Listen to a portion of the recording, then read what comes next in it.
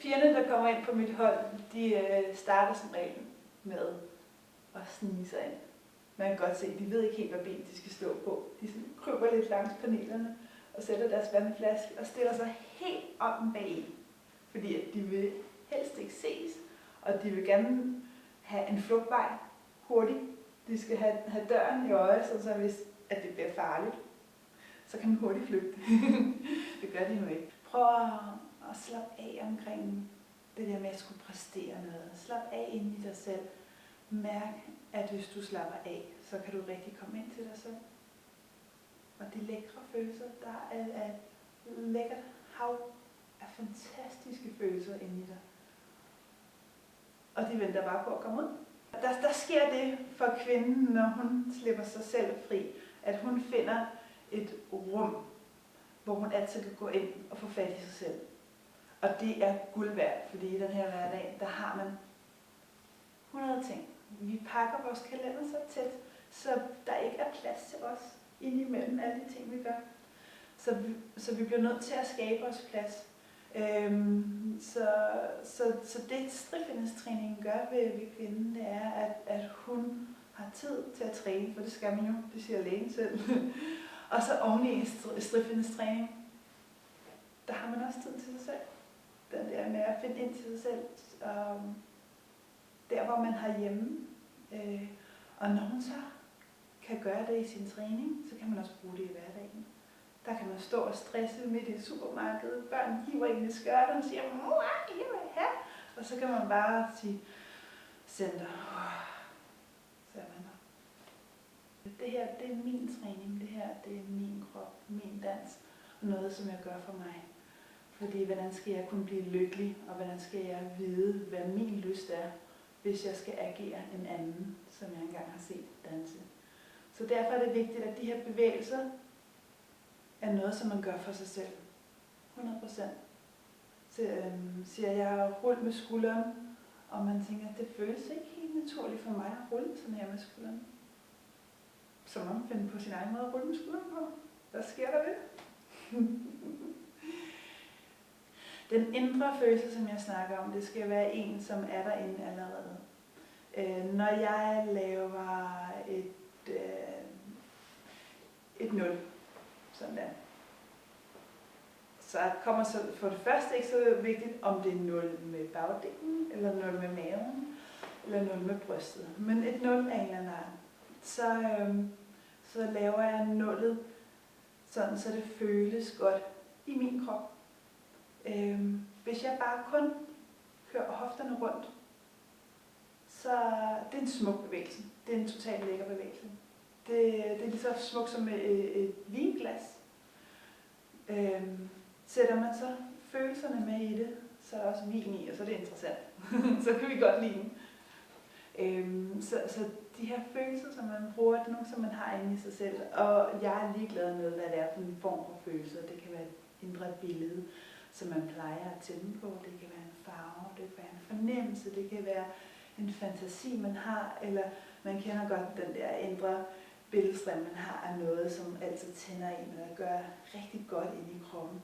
Og den kan man ligesom tage og putte i kroppen, sådan så at man kan mærke den inde i kroppen, og at når man bevæger sig rundt, så har man den her lækre følelse. Og det er bare et helt univers inde i vores krop af følelser og lækre ting og sager, oplevelser, som man simpelthen ikke må gå glip af. Det er meningen, at man skal have sig selv med i de her bevægelser.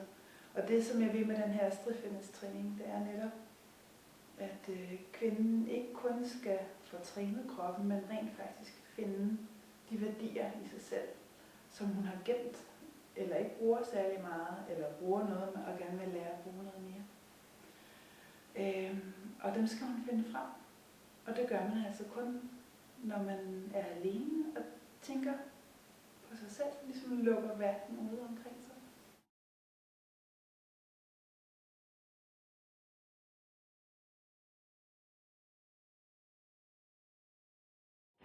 Vi starter med vores bro her i hoften. Møder op og skubber numsen ud. Sørg for at få brugt din lænd. Og sæt et sted. Sæt hænderne på. Så du mærker kroppen. Det er ikke meningen, at de skal se godt ud i hænderne. Det er bare meningen, at du skal mærke din krop. Og det skal føles godt.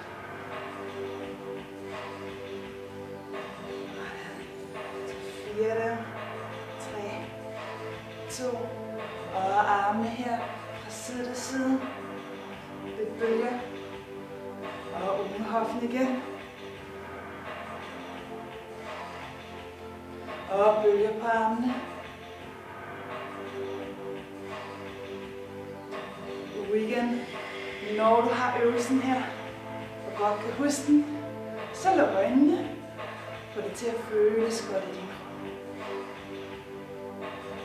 krop. Oh.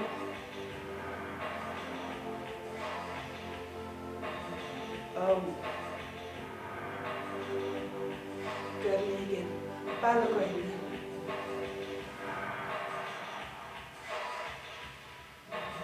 Oh.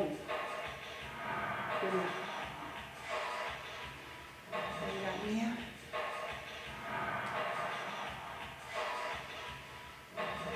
Og bølge. Sådan. Den langsomme hoftesquat med her. Og skub numsen ned til højre. Ned. Skub numsen ned til venstre. Igen. Lidt dybere ned i knæene. Og kom bare godt dernede af, så du mærker, at du bruger dine lårmuskler.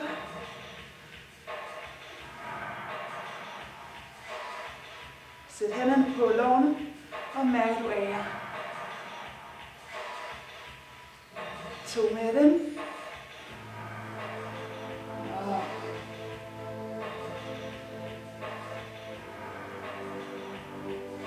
så er det det samme, bare lidt mere tempo på. Og vi sætter nogle arme på. Først et bølge, og en højre arm ind foran, og kinden af ned. Hoftesquat ned til venstre, ned. Og ned, bølge på armene. Jeg kalder den for breeze. Venstre arm på kinden, og ned. Hoftesquat, ned. Og ned. Breeze, armene til højre. Sådan lidt breeze. Og puster her på kroppen. Og det er om at have kontakt til din krop. Få det til at føles godt. Breeze.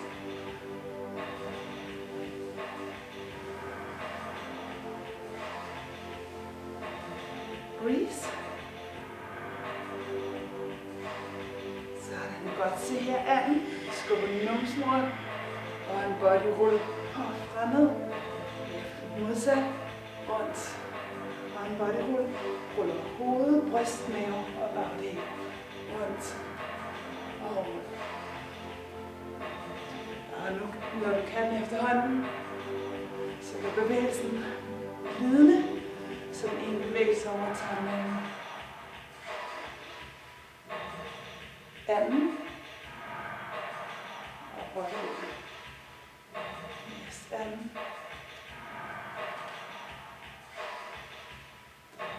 Anden igen.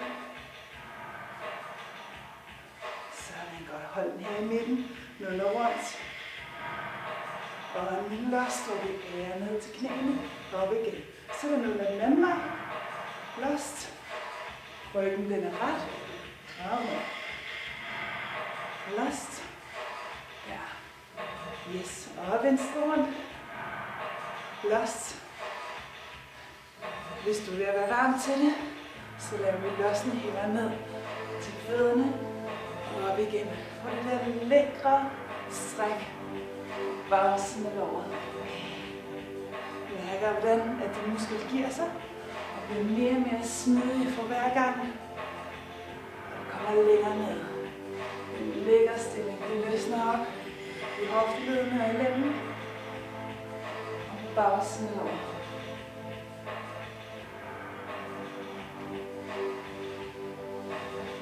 Så må man gerne lægge lidt hoved ind i det også.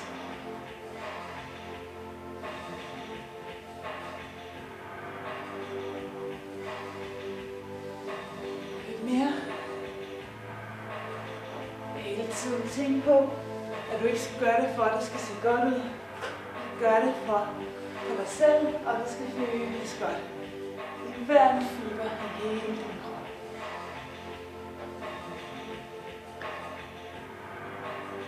Så er det godt. Så er det 8 taller. En lille lykke her, og en lille lykke der. De ligger ned fra side til side. Du vil gerne bøje lidt i knæene og arbejde lidt i fodledet. Tempo på 8 fra side til side. Giv en god workout her i din maveregion. Sådan. 4, 3, 2, 1. Af op. Og ned 8 taller. Af op og ned. Igen sørg for, at de her aninger er noget, du gør for dig selv. Ikke for, at det skal se her godt ud. For det til at føles godt.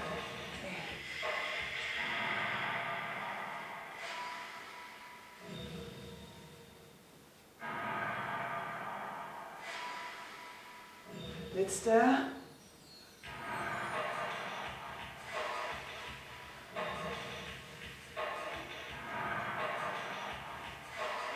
Sådan, når du har bevægelsen, så gør det til din helt egen. Ja. Og ned. Måske på siden, hvis det nu føles godt. Sving lidt med hovedet. Rul lidt med kroppen, når du er i kroppen.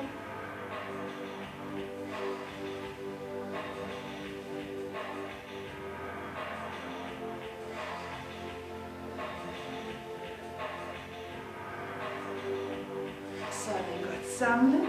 Ned ad låret. Højre og venstre. Igen. Prøv at løsne lidt nok. Super god rygtræning. Så skal vi have noget balance. Se her, løfter højre knæ op. Brystet oppe her.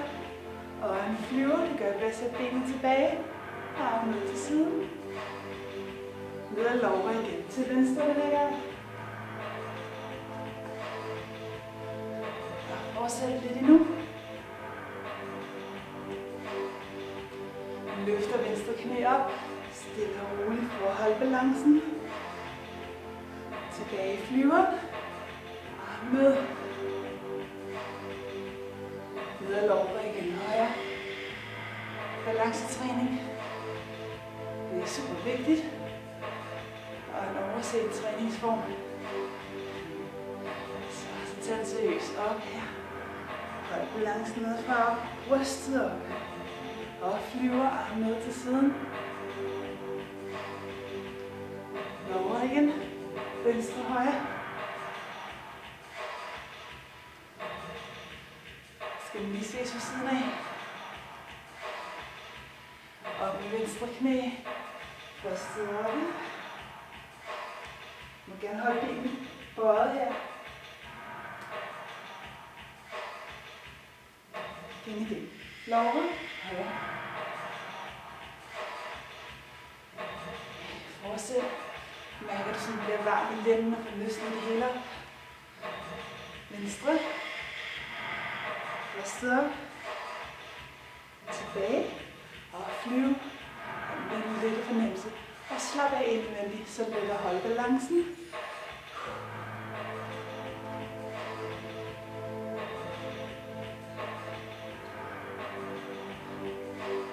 Sådan. Så er det venstre knæ. Op. Og brystet op. Mere end man lige tror. Helt op med det. Og flyver. Igen sidste gang. Højre.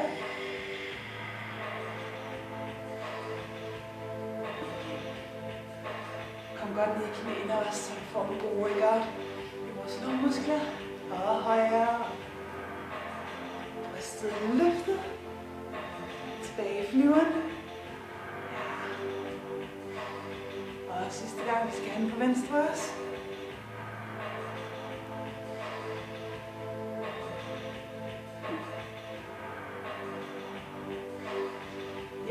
Løfter op.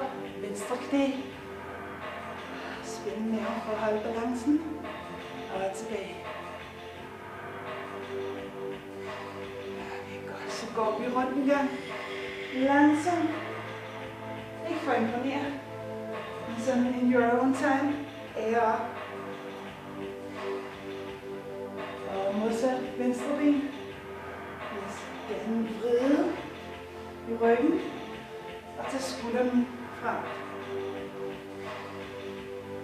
Og modsat rundt. 16.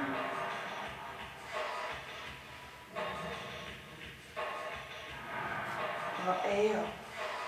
Sådan. 16. Her. Venstre. Højre. Prøv at se, om du får tid og rum til sådan at stå stille.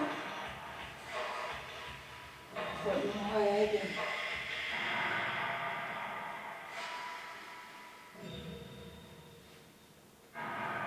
Og her. Måske slører synet lidt.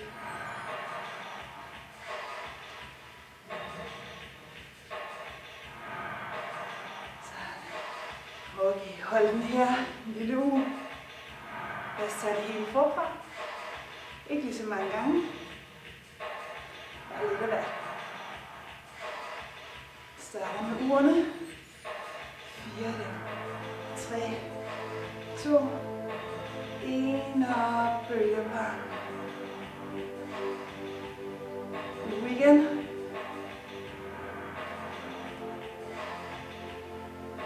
Bølger. Ret til vores hoftespot. Ned her. 1, 2 op til højre. Og her. Ned til venstre. Sådan. Armene på. Breeze.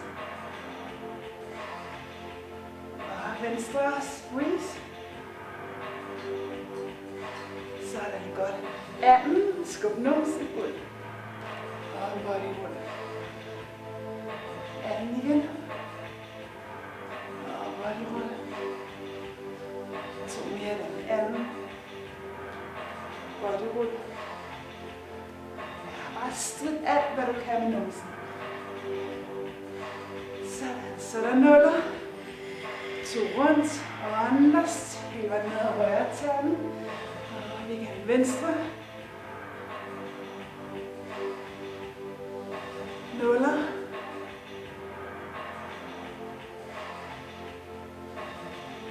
Og venstre. Så er det 8 taller fra side til side. Og af. 8 taller. Af.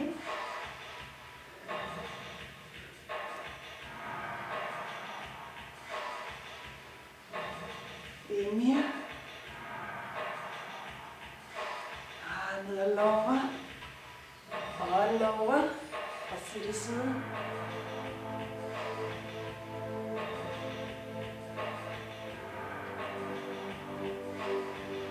Og op i balance. Ned og træde. Brystet fremme og tilbage. Flyveren. Ned og lover igen. Denne gang til venstre.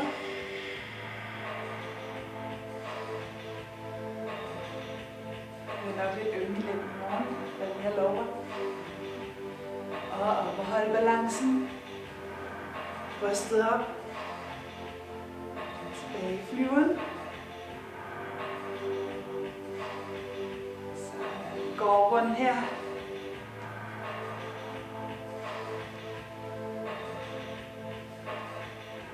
Herop.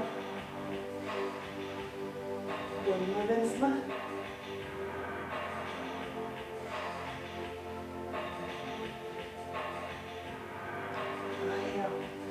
Sidste omgang. Gå rundt her.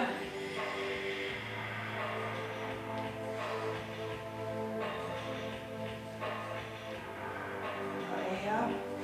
Sådan. En gang mere. Bare glem tid og sted.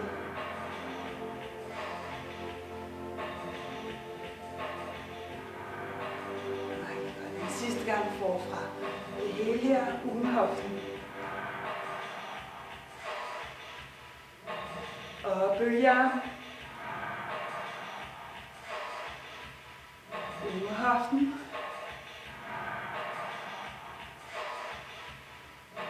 Bølger. Sådan. Bare langsommere, så vi har hofteskålen ned på 2. Og ned. Og lidt hurtigere. Og det gik ikke hurtigere. En mere. Og breeze arm. Start lidt til højre. Få det til at føles godt. Rulle ned. Og venstre. Sådan. Så er det anden. Skub numsen ud. Og godt i rulle. Anden igen. Godt i rulle. Anden. En mere. Sådan. Nuller. Ja, 2 rundt. Og en last. Med strække bagsiden af låret. Rundt. Last. Og den anden vej rundt. Last.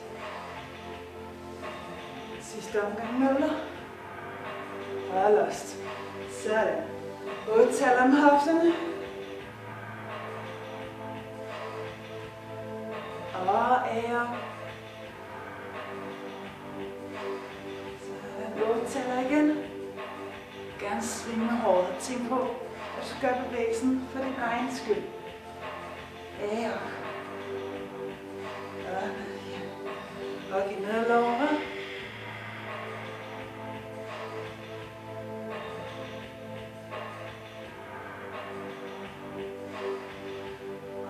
Løft op, find balancen allerede nedefra. Hold den, brystet op. Og flyver. Spænd i maven, slap af indvendigt. Ned over.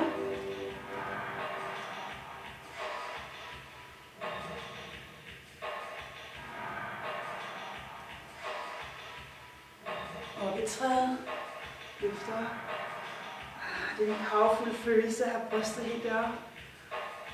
Og flyver. Og gå rundt her.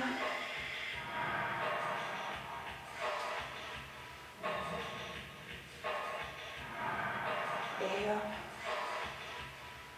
Sidste tur rundt.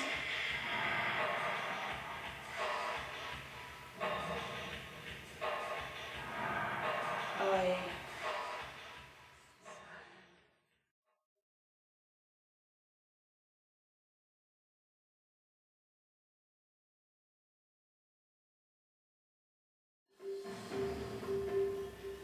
Sådan, godt. Masser fødderne.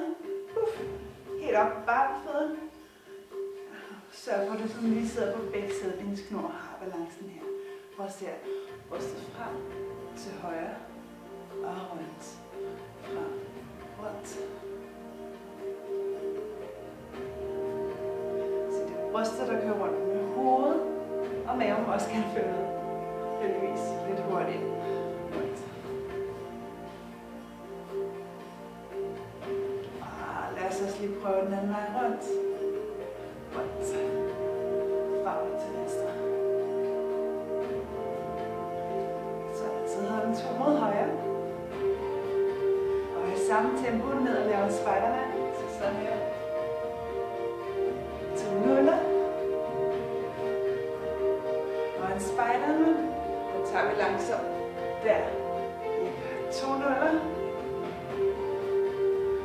Og en Spiderman. Prøv at se her. Højre skulder. Svupper venstre. Der. Og en nuller.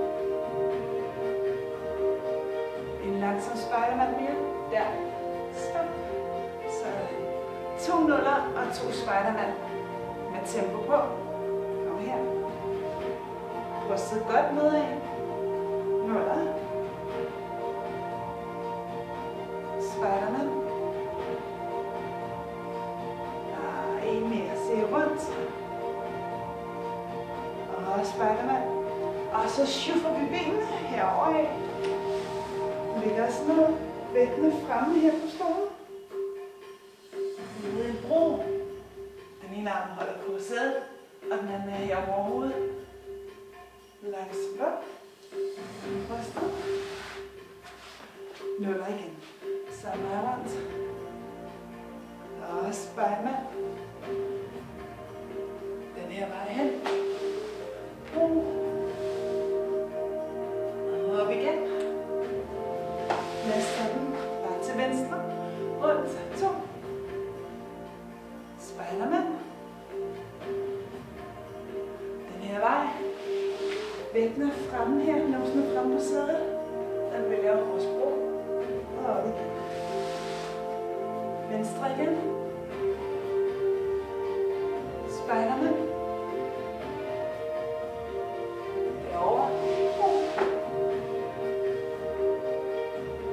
Op igen. En til højre og en til venstre. Starter 2 rundt. Spejlermand. Bro. Ned. Og op igen. Venstre. Ret ryggen. Spejlermand. Brysterne langt ned mellem knæene.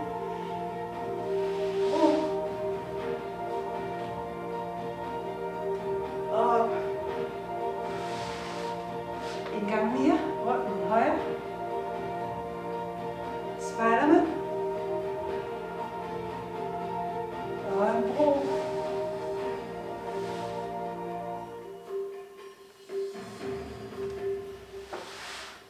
Venstre. Spejlermand. Bro.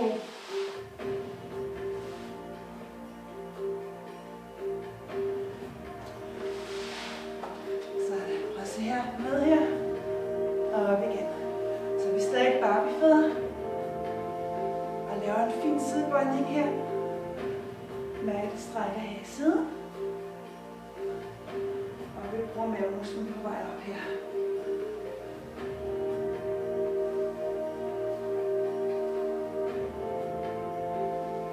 Lidt hurtigere.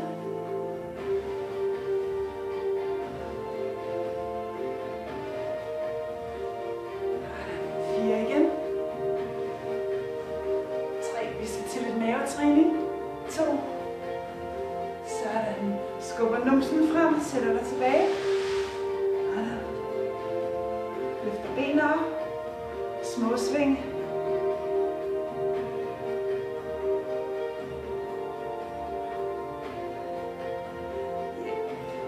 Bare fortsæt. Jeg viser lige fra siden af. Bøj og stræk. Og det er lidt bredt, det er strakt. Vores mave. 8 igen. 7, 6, 5, 4. Ned igen og forfra. Sidebøjning. Venstre. Og tempo. Og bare nogle lidt hurtigt her. Ned. Og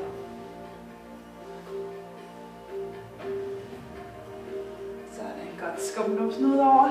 Bare siden der, jeg viser lidt fra siden af her. Ind op. Knæene samlet. Små sving. Gerne stræk vristen.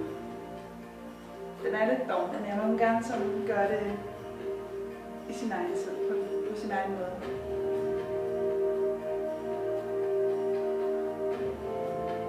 Sådan. Det ene ben strækker, det andet bøjer. Sørg for, at du har skubbet numsen langt ud over her.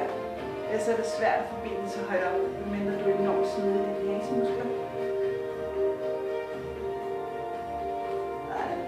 En tur mere forfra.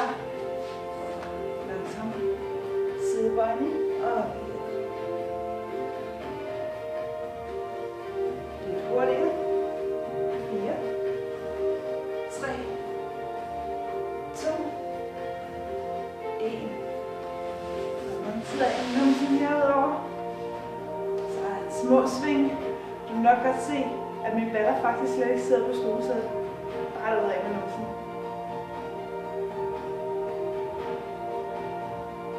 Strækker bøj.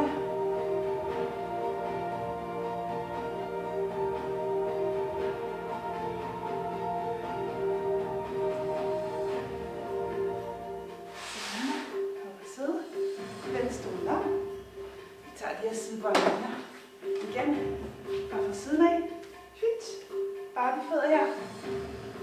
op og stå. Sidebøjning langsomt. 1, 2, og modsat.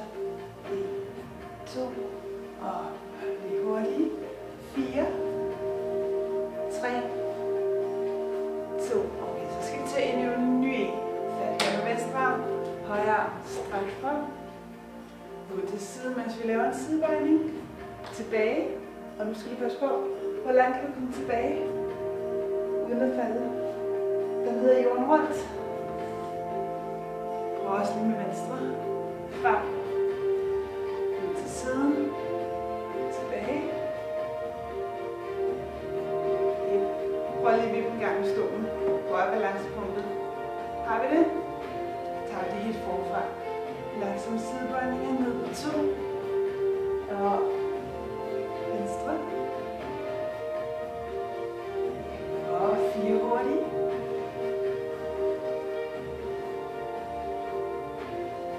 Sådan jorden rundt.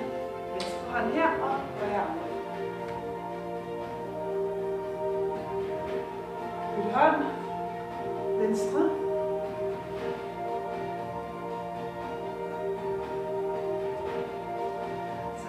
Gør lidt hurtigere selv sammen. 2 hurtige sidebøjninger. Og jorden rundt med højre arm. Venstre. Og rundt med venstre. Sådan. Gør det igen. Og nu, når du kan øvelsen, så bare sving med hovedet. Og giv slip. Hæmningerne, de er også midt, ikke? Langt væk. Det er bare dig, din krop, din dans, dine bevægelser, dine andre. Et par gange mere højre. Jorden rundt med højre. Og venstre. Jorden rundt med venstre. Højre igen. Så kan slippe hovedet. Lad det svinge fra side til side. Jorden rundt. En mere. Jorden rundt.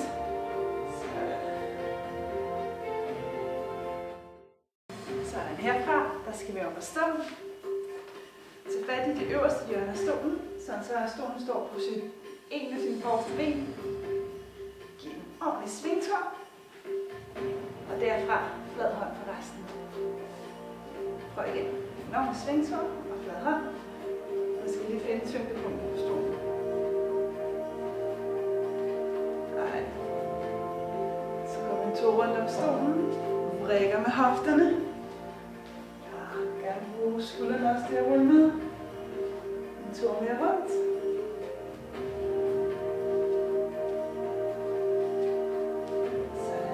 Ned og sidde her.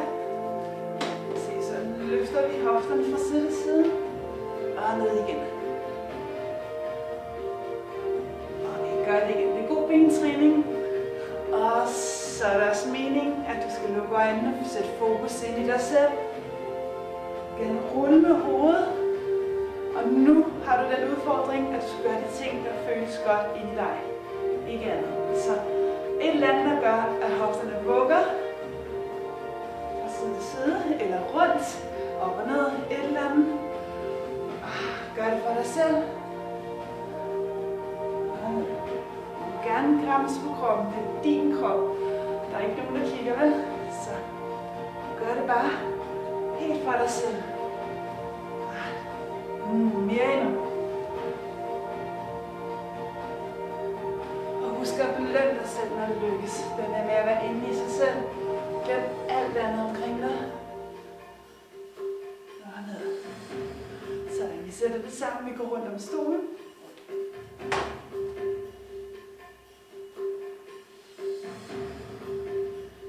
Sådan, ned og sidde. Og hofter. Og ned. Sådan, kan du mærke det i kroppen? Rundt. Og gå, så det føles godt. Ned og sidde, og hofter af.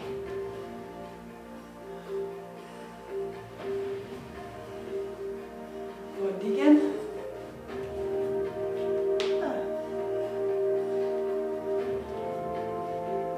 Sådan ned. Og med hoften. Og gerne ule lidt i håret også. Rulle rundt.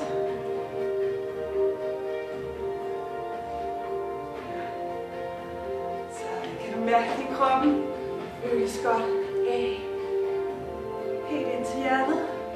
Helt ud til hver en lille fiber i din krop. Rundt og rundt.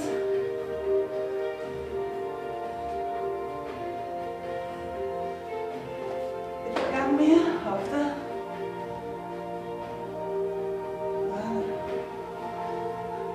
En tur mere. Rundt og rundt. Godt. Sidste omgang hofter. Du er fortjent. Og er det godt? Bliv hernede. Sidste omgang. Bakkefødder. Og nuller. Luk øjnene. Sådan. Prøv at se her. Højre arm op. Venstre arm på. Og så skal der æges. Om bag nakken den her.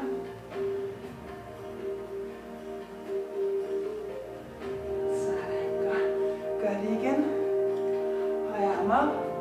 Ikke bare kør armen fra A til B. Rigtig af i din krop. Den er fortjent. Og om bag nakken. Sådan. Gør det også med venstre. Det er ikke så vigtigt, om nullerne med brystet kører til højre og venstre. Bare du ruller i kroppen, og det føles godt.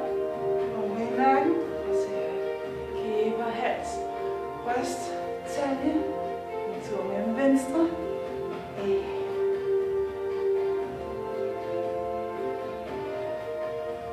Mærke det er dejligt at komme ind til sig selv igen. Det andet, hvor du er dig. Hænderne bliver her. Sidste finale her. Luk øjnene og rulle i kroppen. Måske et trin med hovedet. Det behøver ikke være på en eller anden speciel måde. Bare det, der føles godt i din krop.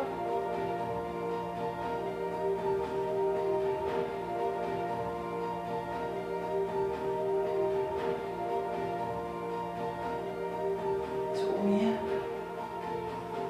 Sådan. Åbne øjnene. Så er vi nået til gulvserien. Og jeg har med møje og besvær bakset min elskede topmadras ind i studiet. Og det har jeg, fordi det skal være rart, når man laver sin gulvserie. Så derhjemme i stuerne eller i soveværelset, sørg for at ligge på noget, som er blødt, og hvor du virkelig har det dejligt. Vi skal ikke bare lade som om, husk nu. Det skal være rigtig rart. Så hvis I har en stor sofa hjemme hos os, der har vi en stor chaiselong, som jeg kan rode rundt på, hver gang jeg skal lave nye gulvserier. Eller også så kaster jeg mig på min elskede topmadras og laver ting og sager på den. Hvis ikke man lige vil møblere hele hjemmet om og sæve topmadrassen ind i stuen som ting, så lav en lille rede af puder og tæpper og dyner, så at du føler, at du har frirum og ikke er besværet af, at det gør ondt, når man sætter knæene ned i underlaget her. Det gør rigtig meget på knæene, og det kan godt være lidt hårdt altid at sidde aflukket sådan i knæene og arbejde så meget på knæene, som vi gør her. Så blødt og rart er ordet for det. Jeg vil lige langsomt gennemgå de øvelser, som vi skal til at lave her. Nu skal vi have trænet en del arme og nogle skuldre, hvor vi roterer. Og det gør vi simpelthen først med at lave en, som jeg kalder for Crazy Cat. Kører rundt her. Der er ikke en stor fidus i det. Vi cirkler bare lidt rundt. Her trækker vi tilbage, så numsen er tilbage, og så laver vi en katten drikker mælk, hvor at vi stritter med numsen, og brystet er lige med at røre. Og op igen og kommer tilbage her. Jeg viser den lige fra siden af. Katten drikker mælk. En af de mest brugte øvelser i Street Fitness. Sådan, så en Crazy Cat. Sådan ser noget fra siden af. Trækker tilbage. Og en katten drikker mælk. Brystet er nede. Strid rigtig meget med numsen. Op. Og kom tilbage. Sådan. Når vi har gjort det, så ruller vi med skuldrene.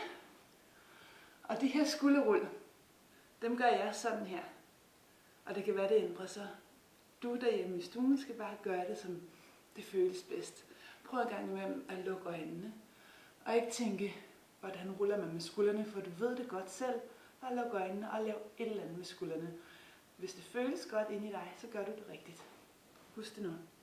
Og altså, det du nu har lyst til, måske det tempo. Hvis du ser mig gå i slow motion, er det ikke ens betydende med, at du skal gå i slow motion. Det er bare fordi, at det er det, jeg har lyst til. Jeg opfordrer dig derhjemme til at gøre det, som føles godt i din krop. Ja, så kommer vi til nogle stræk, som jeg også lige vil gennemgå langsomt. Starter med til op og stå her, højre ben langt frem. Så er vi hernede. Og mange har tendens til ligesom at lukke af og stoppe her, men vi skal have så strukket hoftebøjen her på det her ben, så vi går dybt ned. Sådan. Læg mærke til, at mit knæ ikke ser sådan her ud i den her vinkel. Det er en flyvinkel. Vi er helt herude, sådan, så er jeg hernede. Og så er det bare om at få det her punkt på hoften så dybt ned mod madrassen som overhovedet muligt. Ja, og så strækker vi armen op.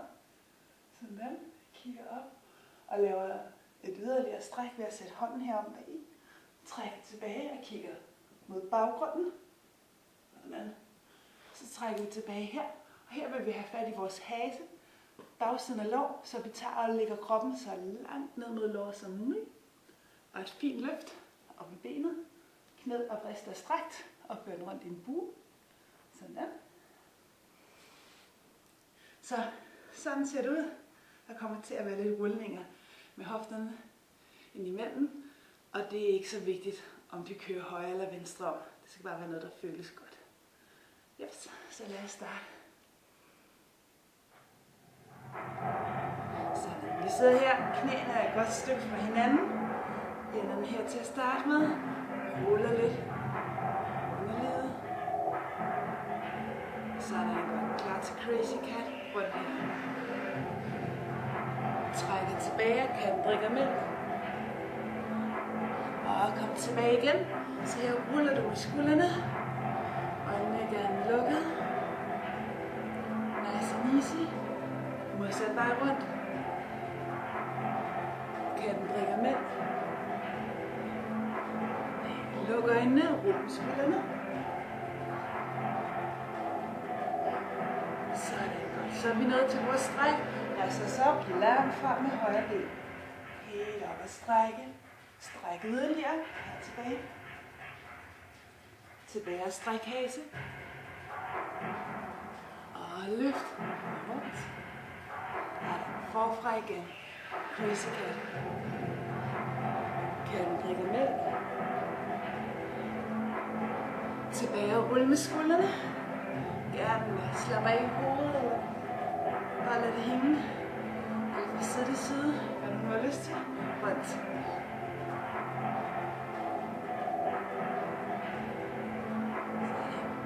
Rulle med skuldrene.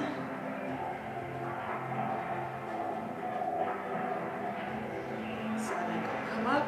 Her, venstre ben fremme. Længere tilbage. Tilbage og stræk hasen. Og løfter og rundt. En lille pause. Sætter den her. Og ruller igen.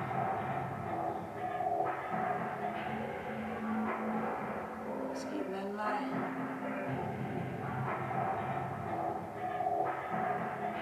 Så gør det hele forfra igen. Crazy Cat rundt. Den drikker mælk. Og skulder. Smid hovedet. Gerne svinge lidt med det. Venstre rundt. Katten drikker mælk. Skulder.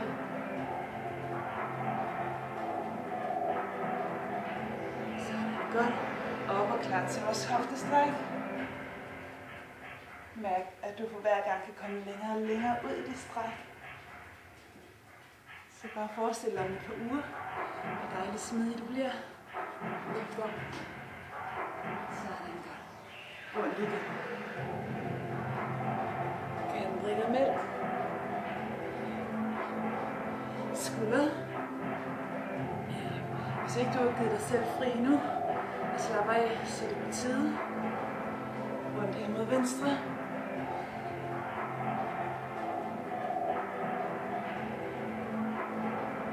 Skulder. De slipper slap af. Rul på din egen måde. Det der føles godt i din krop. Så er det godt. Venstre ben frem. Langt tilbage. Tilbage og stræk hasen. Løfter rundt. Og den sidder lige lukker øjnene.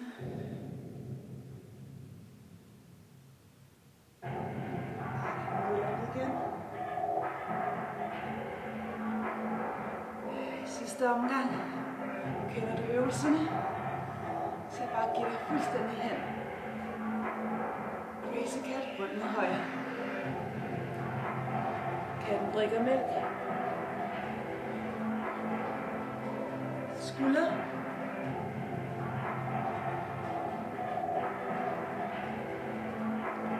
Så venstre.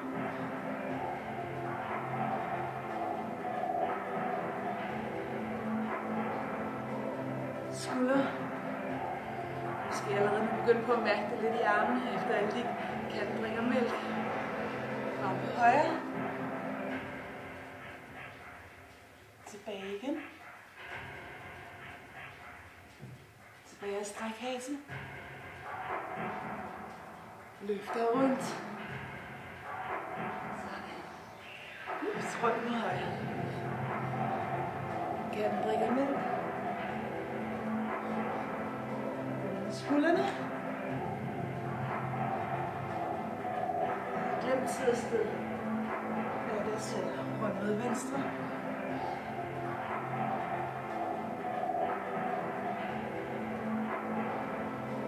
Skulder.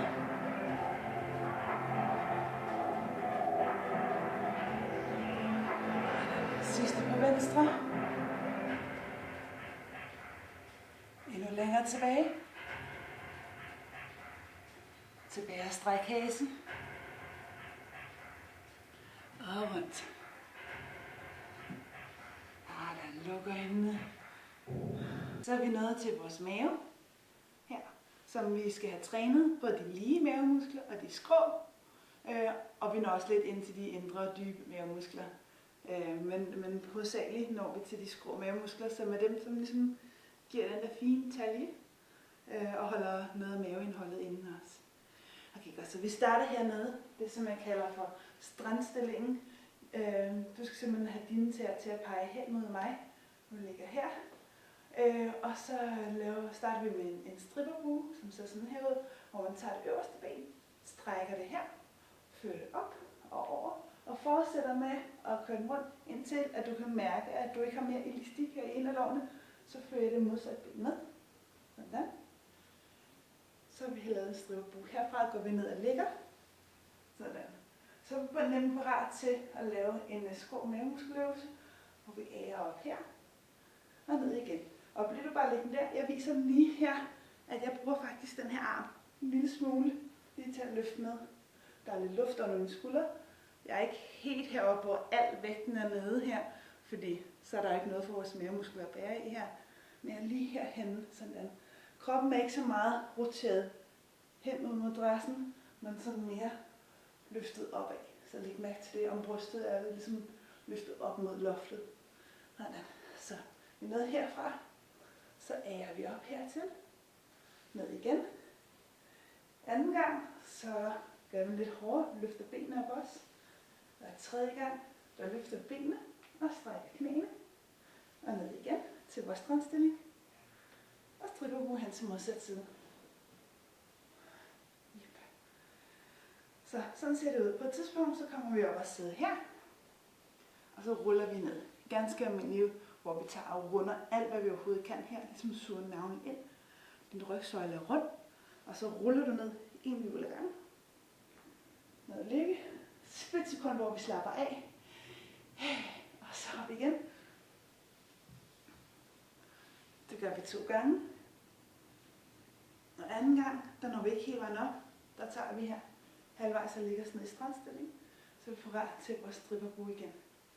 Ja, der vil være nogle små pauser, hvor vi lige når at få slappet af, men ud over det, så er det rigtig intens mavetræning. Glæder dig til den stærke mave. Med musik. Så nu ligger du her i din strandstilling, og du hviler på din albue. Parat til din stripperbue. Med det øverste ben.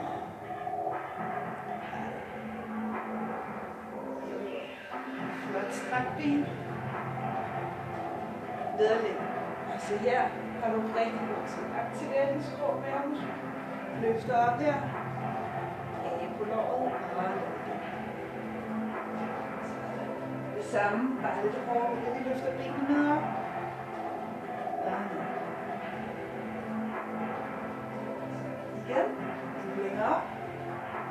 Strækker her. Og ned og væk. Så ruller lige op. Ned igen. Op. Nedlæg din strandstilling. Og stripper på. Langsomt nedlægge. Tænk hele tiden på, at du skal bruge din skrå mavemuskel. Løfter op. Og ned igen. Endnu længere op.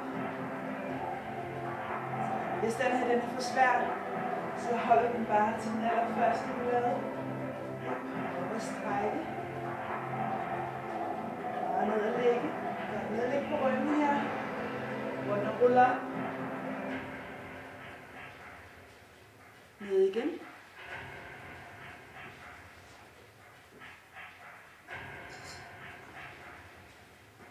Og ned og lægge her. Luk øjnene et øjeblik. Slap af. Og kom op igen. Læg dig parat i din strandstilling.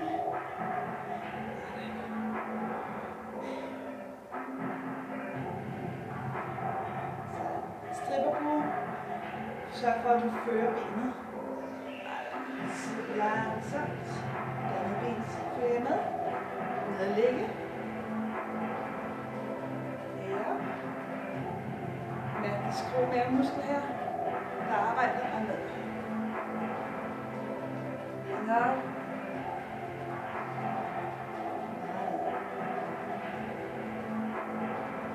Helt op og strække. Så hvis du er en mavehaj, så sørger du selvfølgelig bare for, at dit ben er strakt hver gang. Nedlæg her. Rundt og ruller. Ned igen.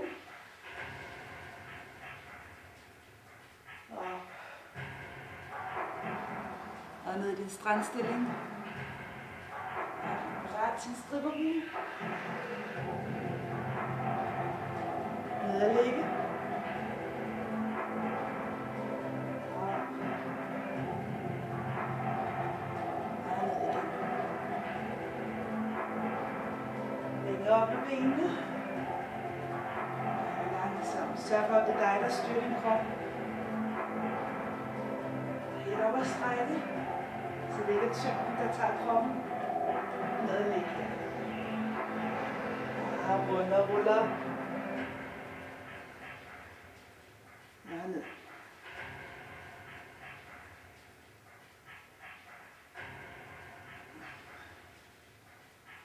Så ned i strandstillingen. Slap lidt af her. Gør parat til din tredje og sidste omgang. Sørg for, at du din stripperbue lige når for at strække her på indersiden af lommen.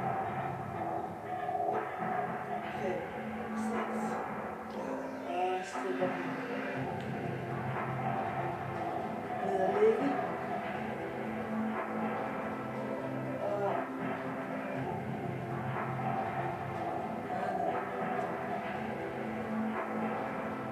længere op af benene.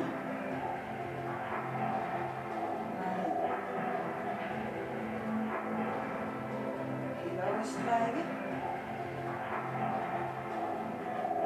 Og læg på ryggen her.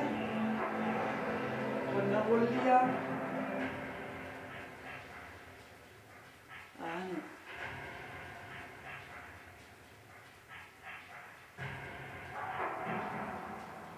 Og en strandstilling. Og en sidste stripperbue. Højre ben. Ned.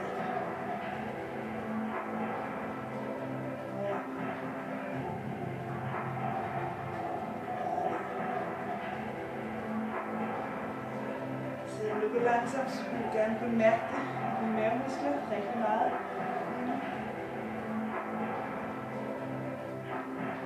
Op og strække.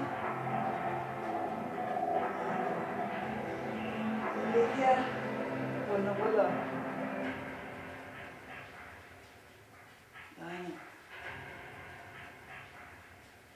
Sidste. Sådan. Og ned. Og nu kan du slappe af, lukke øjnene. Det var din mave. Sådan. Nu er du nået igennem hele træningsseancen. Vi har lavet lidt stående, noget på stolen, noget arme og noget mave, og ryggen har vi også taget med i alle de rullinger, vi har lavet. Så er vi nået til udstrækningen. Starter her i bred langsiderne. Sørg lige for at vende fra hoften af, så ballerne er tilbage. Sætter hænderne i her. Trækker vejret ind. Og udånding. Kom længere frem. Se. Hvis ikke du kan nå så langt ned, så er det om bare at få strukket indersiden af lårene. Brug din vejrtrækning. Og gør lige tak til din egen vejrtrækning. Så du på hver udånding kommer dybere ned og længere ud i dit stræk af indersiden af lårene. Bare giv det god tid. Slap af indvendigt. Giv slip i maven også.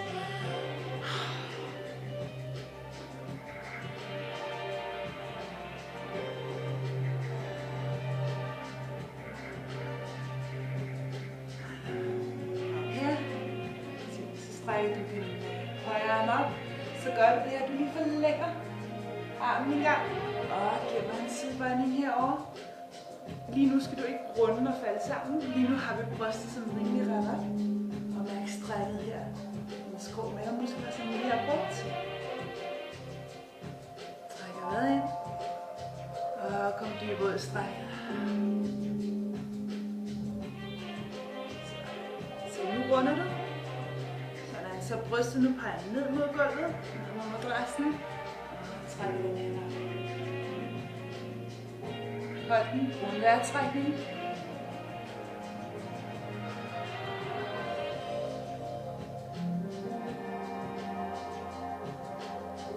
Ja. Og modsat. Forlæng armen. Og over en sidebøjning. Med en vejrtrækning. På udåndingen, der skal du også tænke, give slip og slappe af. Halvdelen af det her modstrækning og smidighed, det er noget, der er oppe i hjernen. Så du skal simpelthen bare få din mentalitet til at slappe af, så kan man komme længere ud i strækket.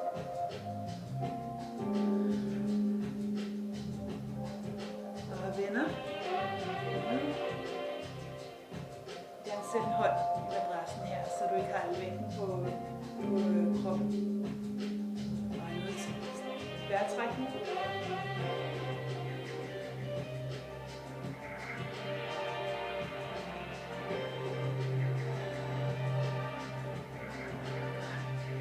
Igen. Se stræk af vores inderside eller bagside af lår her. Det er det samme igen. Træk vejret ind. Og pust ud. Kom ned og læg. Gerne luk øjnene. Fokus ind i dig selv. Der skal ikke ske andet end bare strække ud. Slap af.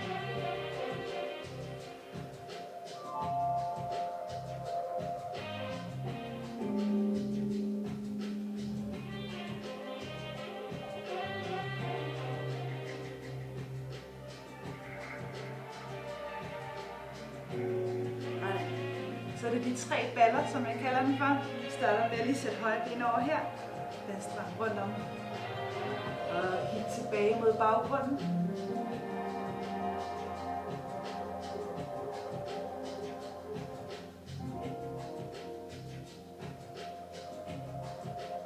Så vi flytter ikke benene nu. Vi tager bare det ben, der er strengt. Vi folder det ind under os. Den anden balle, jeg ved godt, vi kun har 2, ikke? Vi kalder den bare for 3 baller. Det samme igen. Bare hvor det måske går lidt dybere.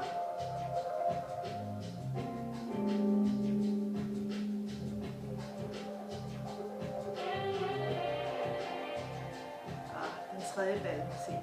Det her øverste ben. Hold det helt ned her. Nu kunsten så at slappe af. Have begge sædningsknor i jorden. Luk øjnene, træk vejret.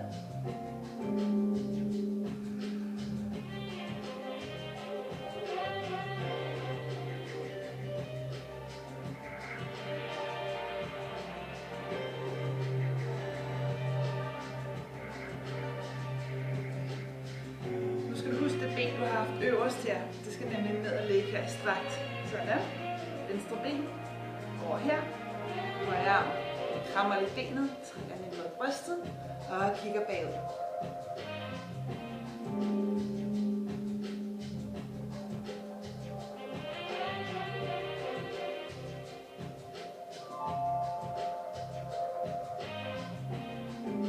Anden balle. Folder benene ind under dig. Samme stræk igen. Og lidt dybere.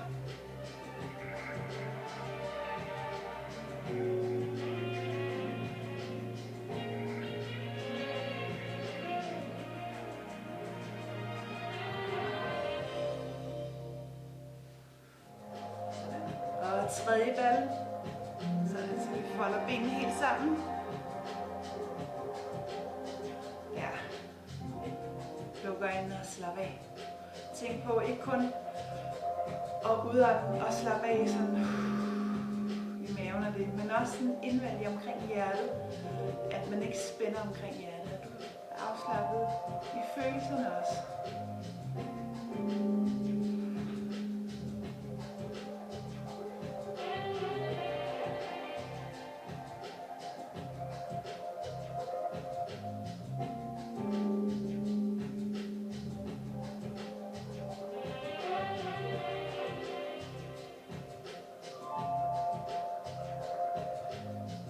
Det kan godt være, at den ikke er så rar at sidde i, men prøv at mærke, når du engang fletter benet ud.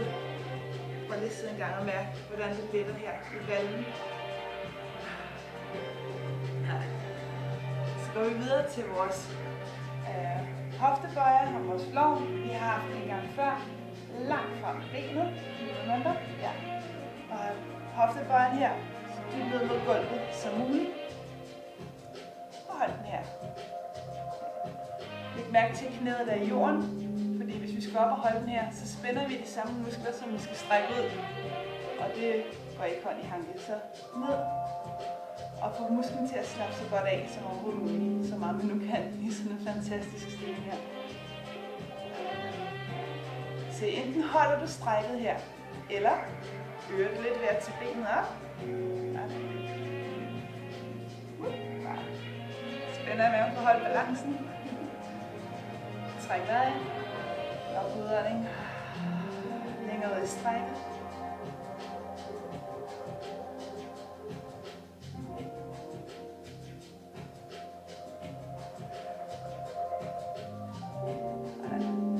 Er man endnu mere smidig, så laver man lige en split her. Eller så går man videre til næste stræk, som er vores hasestræk. Den havde vi også før. Nu er det bare god tid til den. Brug et par vejrtrækninger i dit eget tempo til at komme dybere ned i strækket.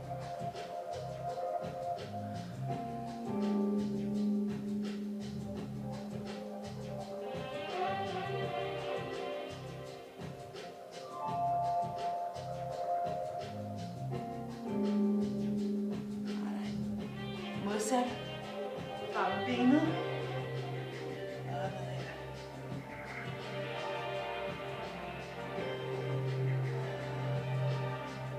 Vejrtrækning til at komme dybere i strækket.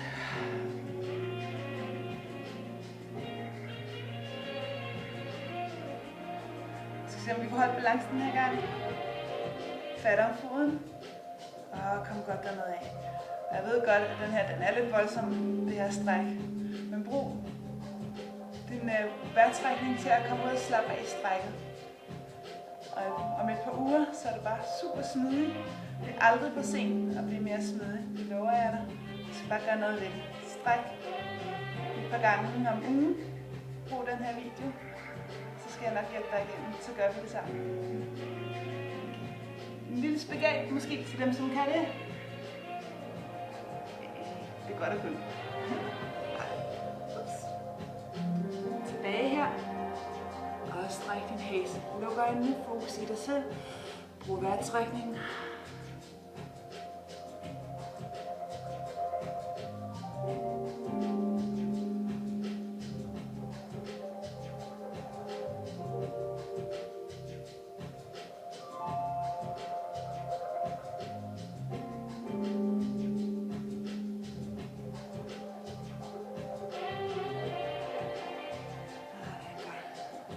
Tilbage at sidde, som du nu sidder mest behageligt.